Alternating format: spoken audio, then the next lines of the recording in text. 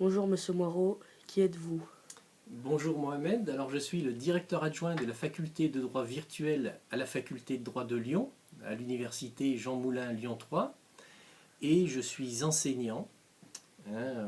Dans mon jargon, on appelle ça un PRCE, c'est-à-dire que je suis un enseignant du secondaire détaché dans le supérieur, et je m'occupe depuis 2 ans de la faculté de droit virtuel. Quelle est votre fonction et en quoi consiste-t-elle? Alors ma fonction, au-delà du titre, consiste à s'occuper du e-learning à la faculté de droit. Et moi je m'occupe plus précisément des enjeux pédagogiques. Alors le e-learning, nous l'entendons au sens large, c'est-à-dire tout ce qui consiste à instrumenter de façon numérique des enseignements. Alors ça peut consister à prolonger le cours en amphithéâtre. Les enseignants vont déposer le plan de cours, les chargés de TD vont déposer les documents nécessaires au TD, les corriger.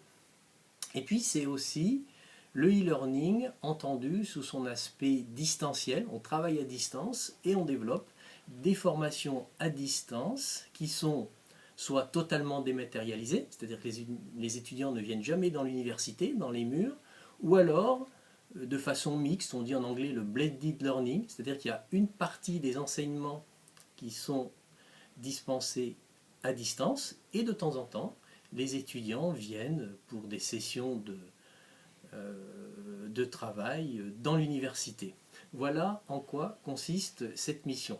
Alors, elle consiste à réfléchir sur les enjeux du e-learning. Il ne suffit pas de déposer un fichier PDF en ligne, il y a des questions de design pédagogique. Bon, pour dire plus simplement, c'est faire en sorte que les cours soient agréables, qu'on puisse y circuler de façon la plus fluide possible.